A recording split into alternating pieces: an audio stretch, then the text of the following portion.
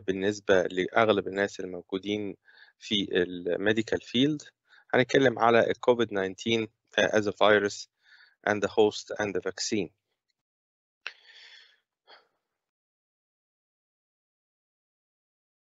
COVID-19 as a disease started to be named by the name of the COVID-19 as a coronavirus disease since 2019. Whereas the new virus of the coronavirus, similar to the SARS-CoV-2, SARS-CoV-1, become named as the SARS-CoV-2, which is a severe acute respiratory syndrome coronavirus 2. It was an outbreak as an epidemic, and it was moved from country to country until it spread all over the world in more than 220 countries and affected more than 500,000 people, laboratory confirmed, and causing more than 6 million deaths. It is the only pandemic that we have seen in the last 100 years. As we see here, the distribution of cumulative cases of COVID-19 cases per million by the end of June, it shows actually all of the parts of the continents of the world have been affected. But in fact, Africa may be the least reported. That's why it looks like actually no data in some countries. So this disease as a COVID-19, as we know, at the beginning of July, affected about 547 million people, more than that, and about 6 million or more than 6 million deaths, as you see in this number. It was coming in waves, as you see at the beginning of 2020. It was coming the first wave, then actually the second wave, third wave. And every time that we have a wave of this, we have a modification that happened to this virus, which caused the increase of the number of deaths and the morbidity of the disease. And the case fatality, in fact, was actually at the beginning of 2020 was reaching some parts as about 14%, and it was an average about 10%. But after this first wave, the fatality rate decreased, and after the vaccination, which happened in the 2021, we can see a very low fatality rates, even the disease is still around and transmitted. As we see here, the daily confirmed cases of COVID-19 showing thousands of cases still actually exist in Europe and United States.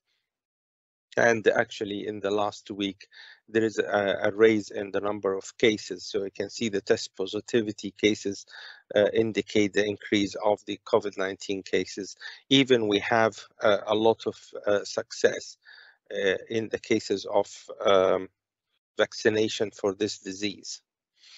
Where is this SARS-CoV-2 coming from? It was known it is coming from all the nidovirals, and it's from the family of Coronaviridae.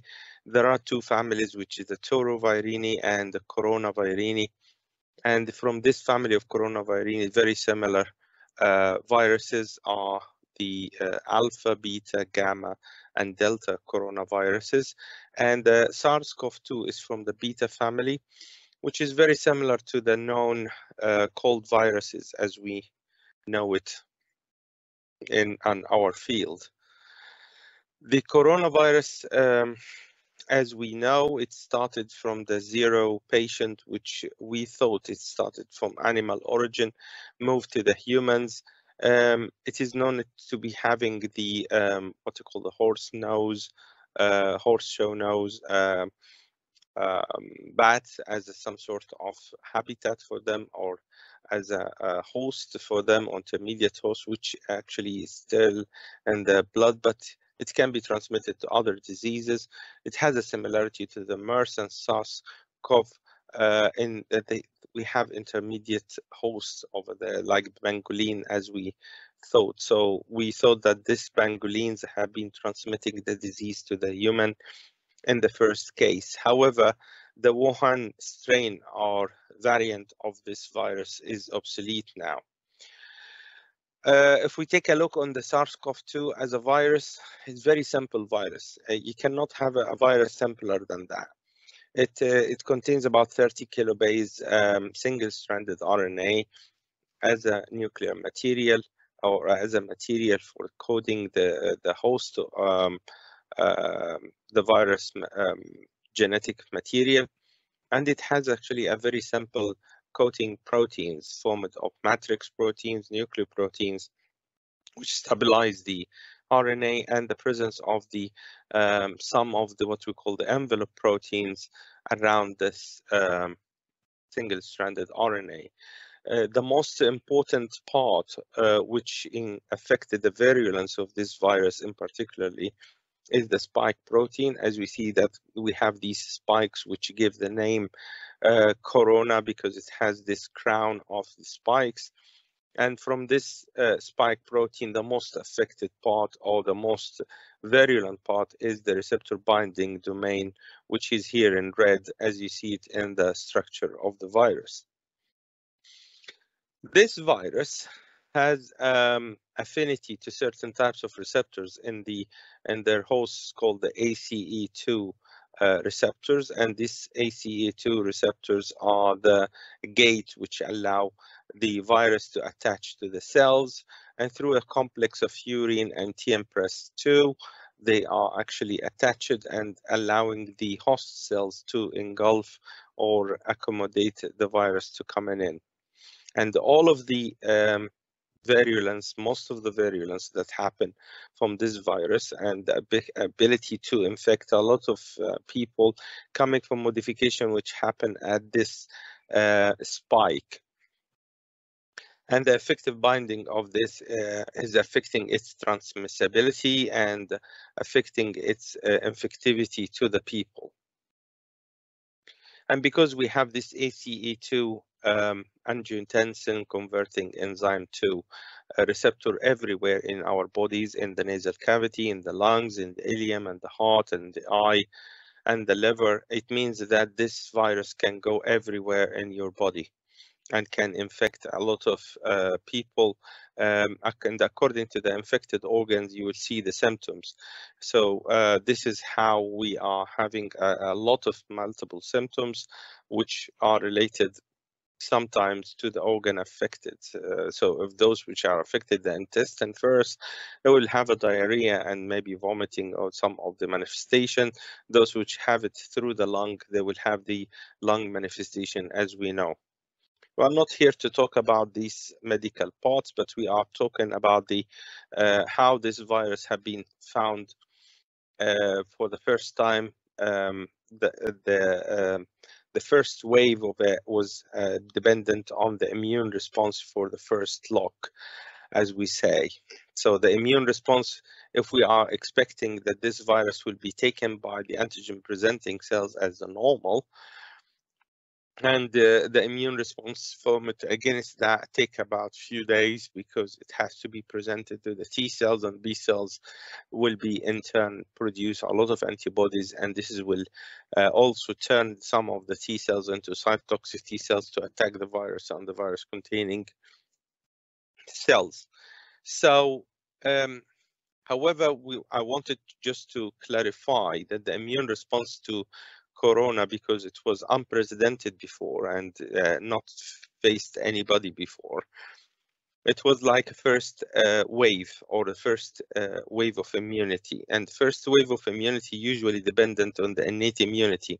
And I like to go back actually to the what is the people have been presenting, how this immunity happened. So we can see that the first 5 or 6 days of infection with the virus, we expected the magnitude of the response of the innate immunity is much more than the adaptive immunity, of course. And you can see that the type 1 interferons are mediating this wave of resistance against the virus, and the BDCs introduced at that time, and the BDCs are plasmacytoid dendritic cells. They will produce a lot of interferons. And NK cells, which natural killer cells, they don't need any type of memory, and they start attacking the virus and virus-containing cells. This first wave in fact, determine the virulence and the severity of the symptoms, and maybe determine the death rate for the people. So when the virus titer reach the peak after 5 or 6 days, the cytotoxic cells still has to interact, and the antibodies are formed after 7 days. In this case, they start to engage with the virus and produce the adaptive immune response.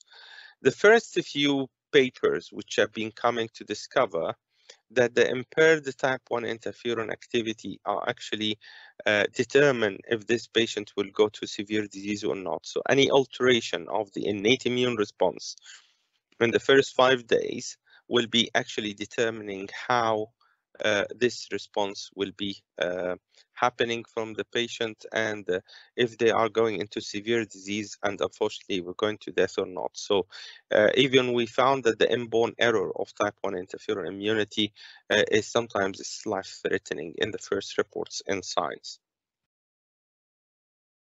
So in simply, if I want to add a little bit about this, is to say that if the patient which received the virus has a defective immune response, and this defective immune response means that he cannot manage or she cannot manage the virus, there will be a cytokine storm happening, including IL-6, interleukin-6, interferon gamma, IL-10, IL-2.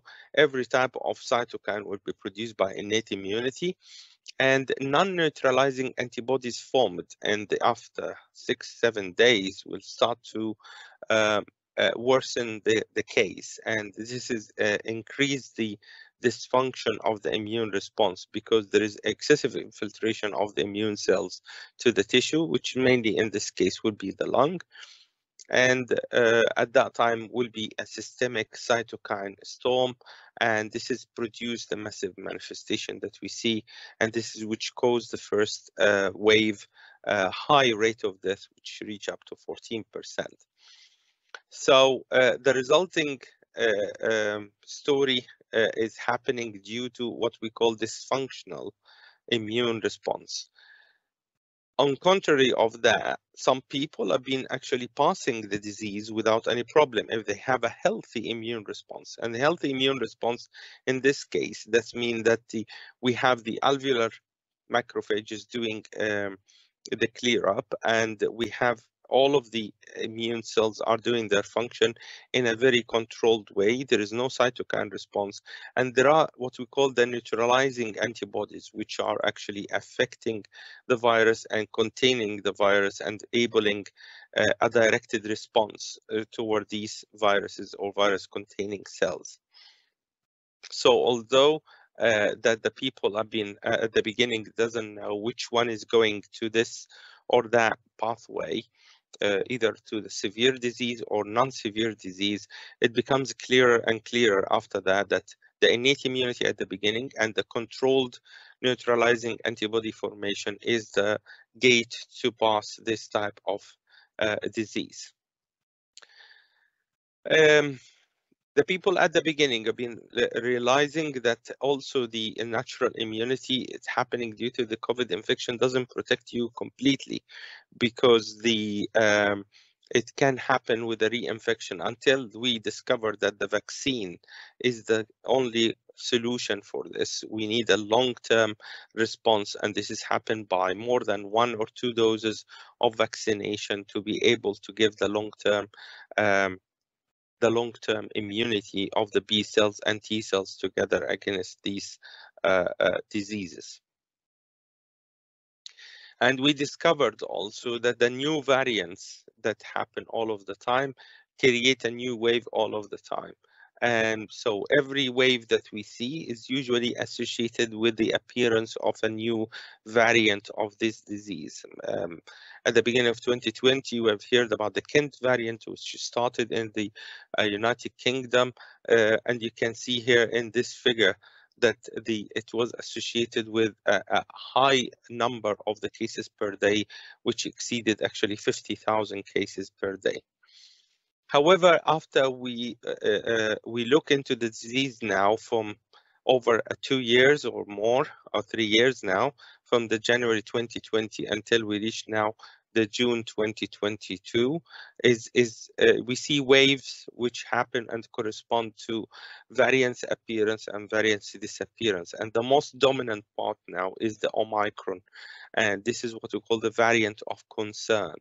That is distributed around the world, and this is replacing. So what's happening all of the time with the virus, when a new variant is happening and more transmissible than the other variants, it starts to dominate and eat the market, or either this is the picture, for example, when it was in March 2021, when we started seeing other variants than the Kent variant, like the South African one, and at that time it wasn't named alpha, beta, gamma, delta. It was actually named by the country, but after that they started to name it with the alpha, beta, gamma, delta, and until Omicron after that. This is the current situation at the moment. At the end of June, we see actually about 3 or 4 types of Omicron are dominating around the world, and they are most transmissible. And that's why you see here in the figure below, a lot of the 100% of the cases nearly around the world are Omicron at the moment, due to the high transmissibility of that. In fact, the Omicron, it's called the B11529. This is actually the lineage name, and they do have a certain additional amino acid changes that happen, and they are all usually focused in the spike protein, which increase the transmissibility and virulence of disease. You can see the R346K and L452X and F486V. Within this Omicron variant, we have actually 3 or subtypes, but they are all having the similar types of mutations, which allow to do the transmissibility which happened. Just previously, just to remind you that we had the alpha, which is the British one, which appears in the United Kingdom, and it's called the B117. As a lineage, and it was a virus of concern from the December 2020, from beta, which is the one coming from South of Africa, it was called the B1351, and this was also of concern at that time. Gamma and delta in particularly was the Indian version, which appears in India by April 2021, was the main concern. And it was actually across all of the world and transmit the disease to thousands and millions of people around the world at that time. Then it comes to recede after that. Gamma was focused in Brazil mainly, which called the P1 at that time. It was a problem that everyone is naming by different means until they agree together to come to settle on a certain naming of WHO for these types of strains. This is that show you at December, the end, just after the Christmas on 2021, we have seen in the United States, we have 150,000 nearly of the cases, and Omicron was about 2/3 of those. And United Kingdom was actually 120,000, and also about 2/3 to 3/4 of them have been Omicron.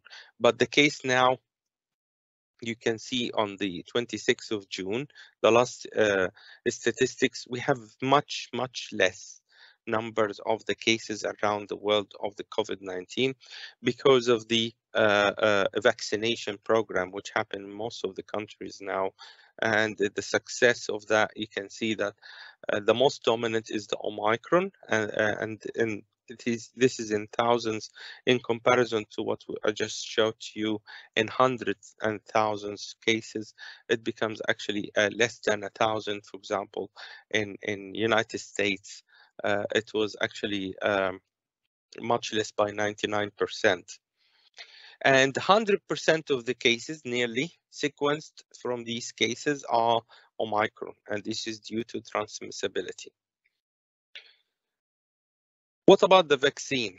Usually we need about 15 years to make the vaccines. However, with the SARS-CoV-2 in particularly as a pandemic, and the only pandemic which happened the last 100 years, they use actually what we call the overlap approach, which they started the phase 1, phase 2, phase 3 of multiple forms of vaccines to be able to give a product in less than a year and start to vaccinate thousands and millions of people around the world. In fact, the vaccine platforms started with every knowledge that we have to make the vaccine. So they used inactivated vaccines, which we use the SARS-CoV-2 in a grown cells. Then we kill this vaccine, this virus inside the cells after the culture. And this is, for example, like the Sinovac and Sinopharm. Some others, but they didn't reach the level of production, is the Covivac, which is live attenuated viruses or live attenuated vaccines, but because we wanted large amount of the virus, this is a pathway that didn't reach the phase 3. Other which have been reaching the authorization and accreditation, like recombinant spike protein production, which is a recombinant protein technology like Novavax, or something like Covavax, which have been showing only the receptor binding domain to make the virus. So either we are using the virus as killed virus or live attenuated, or part of the virus, which is the most virulent part, which is the spike protein. GSK in particularly, and I've been trying to introduce something which is using the viral like particles, but it didn't reach the final form after trial 3, which is using particles, and this is covered with the spike protein of the virus. Other form of the vaccines which have been showing the success, like the AstraZeneca one and Sputnik 5 and Janssen, and these are being using a replication incompetent vector. So this vector have been used in the form of the AstraZeneca, like the chimps adenovirus, and have been introduced with a genetic material from the COVID-19, from the SARS-CoV-2, and by introducing this spike protein in this incompetent vector, the vector go inside the cells and allow the spike protein to be produced, and production of the proteins will allow to introduce the immunity against this spike protein. This is what's showing an efficiency in particularly first and second waves. The other ones, like the replication competent one, like the Merck, and the DNA vaccines like in vivo, and also the inactivated viruses with the spike protein, have been used. However, all of these been receding by establishing the AstraZeneca one and the Sputnik 5. The most successful, I believe, and it was the most challenging to be accepted by the medical field, is the messenger RNA vaccines, which introduced by multiple companies. The most famous ones are Moderna and Pfizer. Yeah, and in this technology, they use the spike protein encoding the part, and introduced into a lipolipid or a lipid-like particles packaged in this LMPs, and this can be introduced inside the bodies, but it needs actually a little bit of preservation in the -70 or -80. So any parts which produce, vaccinate for Moderna or Pfizer, they do have to have a -80 freezers to keep these vaccines, while the AstraZeneca, it was the best of this to be produced and stored at a fridge temperature. At the beginning, we have been looking for the differences between the inactivated viruses and virus vectors, and which one is giving the immunity. And now we are established, and we know that the efficiency of these vaccines are particularly very, very good, and it gives actually the immunity that we want. And we discovered that giving the third dose of the vaccine is much better than 2 doses enough, because it takes this boosting for an extra level, which allow to protect against other variants of the disease. We didn't reach the level of modifying the vaccine again to cover for the new variants, because every time we have a variant, thankfully that we are able to stop it by the vaccines that we have in our hands. In fact, in the UK, for example, I'm giving these statistics, we have 93% of the, more than 93% of the population have been taken the first dose, and the second dose have been taken by 87% nearly, and more than about almost 70% of the people have been taken the third dose, which give you the immunity against some of the variants. It doesn't give you the immunity, means it doesn't stop the disease completely, but the infection, if it is happen, it will be milder and it will not be hospitalized as usual. So we still see cases coming by 2,000 or 3,000 people every day, but this is looks like the rate of the cold or influenza. And these cases are now, because we stopped the public detection by the free tests, are actually only reported if the patient go to the hospital. So we don't have the complete accurate numbers unless the patient is going into the hospital.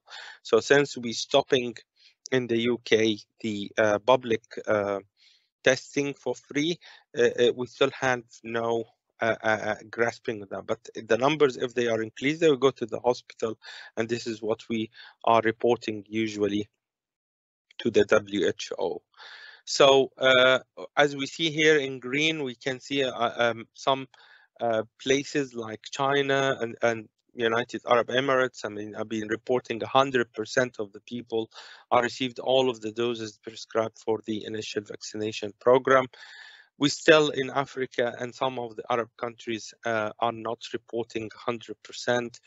And maybe our rate is about 50% or so for the vaccination of all of the population.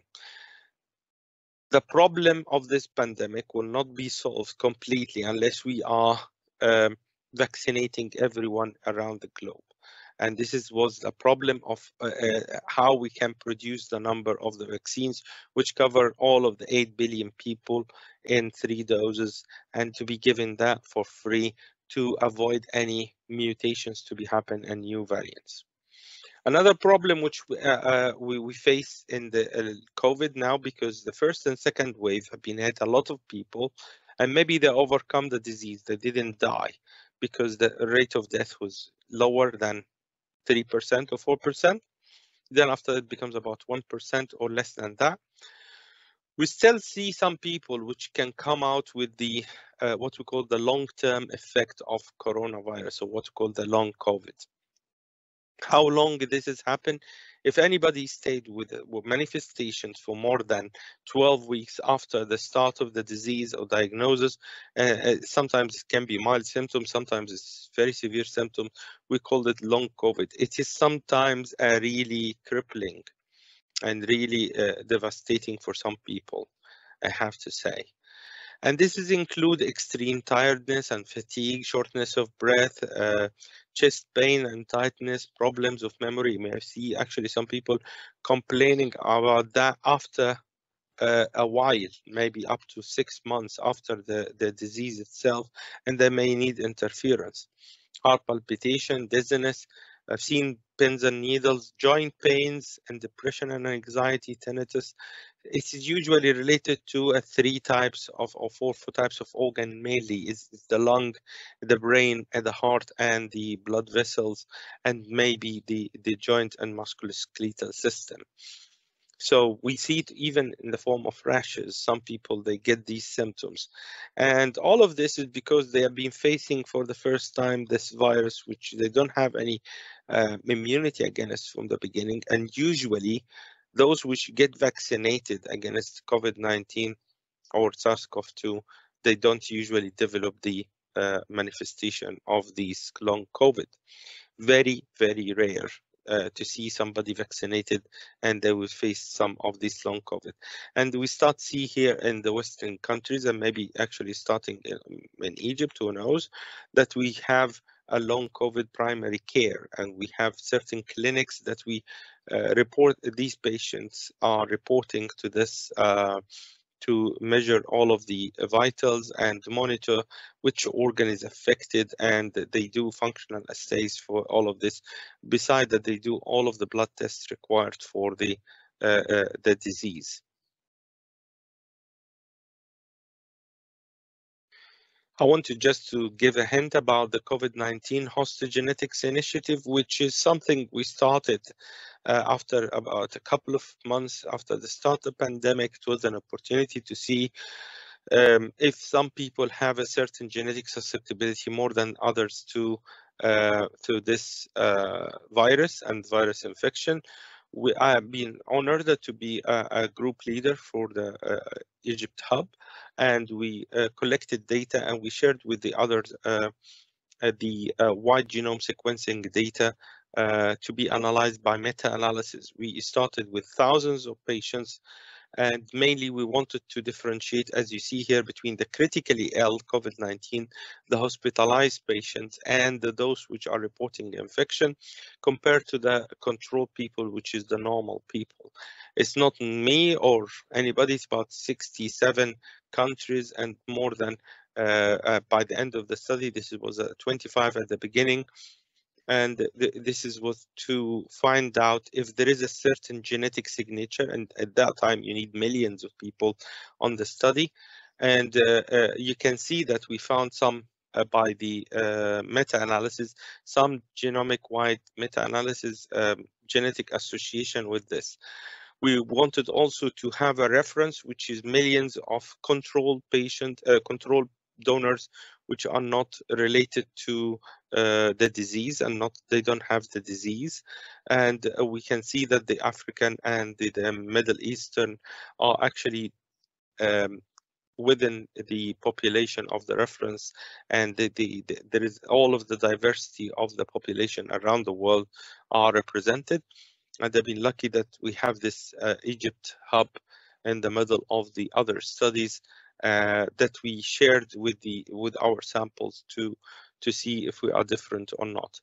In this study, we found that we've been able to differentiate between the critically ill, as I say, that and reported cases of SARS-CoV-2 and the hospitalized ones, and we have been lucky to find out certain genetic signature in those which are hospitalized to those which are just reporting COVID-19.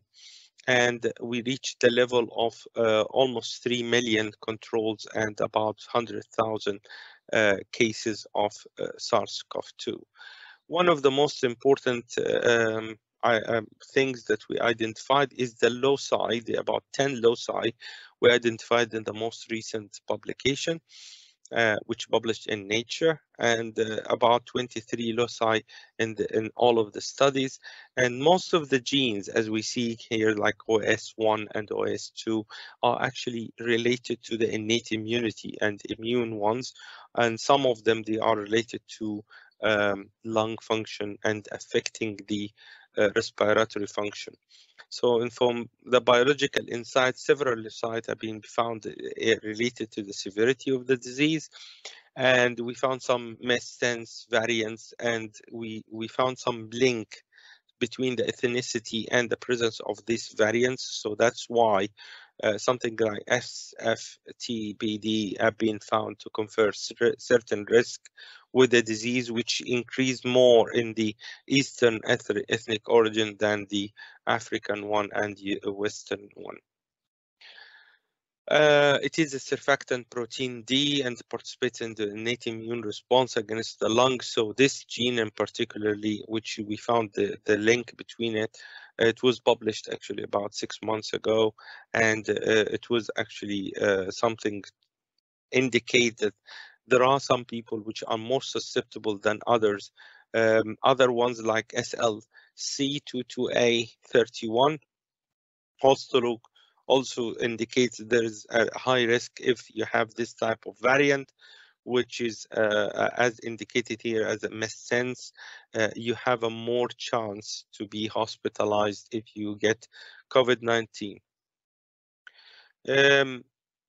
other variants like ACE2, which have been expected, that some people, they do have certain shape and type of ACE2, angiotensin convertase enzyme 2, and this is decrease the susceptibility for the risk of the disease. And the recent results have been showing that the lower expression of ACE2 expression is turning to confer the protection against the SARS-CoV-2.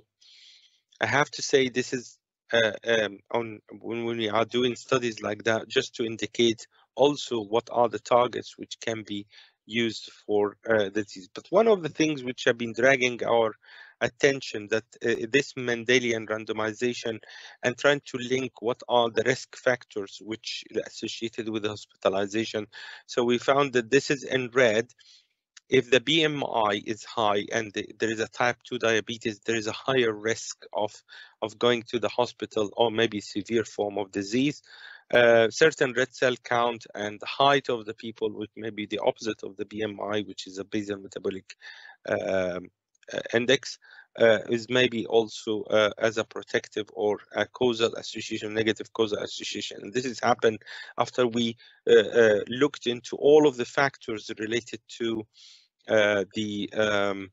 as a causal relationship to the disease as a COVID-19. So you can see here those which are in red here on the bottom, and those which are in blue are the ones which are red blood cell count. Is maybe the opposite side when they have a much better red blood cell count, which may be associated with the saturation of the oxygen to the lung or from the lung.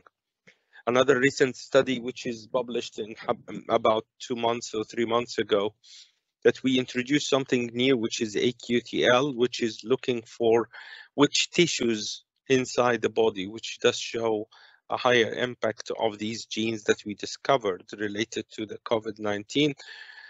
And this was what we call the sub-study from the main studies, and we identified about 4 genomic loci which suggestive association with SARS-CoV-2, about 19 for COVID-19 disease severity.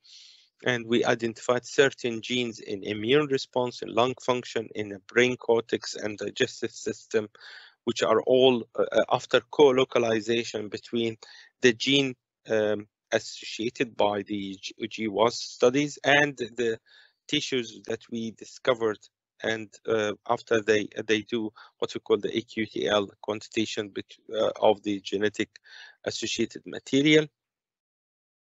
The studies have been showing SARS-CoV-2 higher susceptibility and also diverse symptoms and signs associated with the disease between the individual and associated with the variant across the genome, and affected the gene expression, because this is the study which not only indicate which genes are affected, but also show the level of expression of them and show that if they are functional, to show impact on the protein level.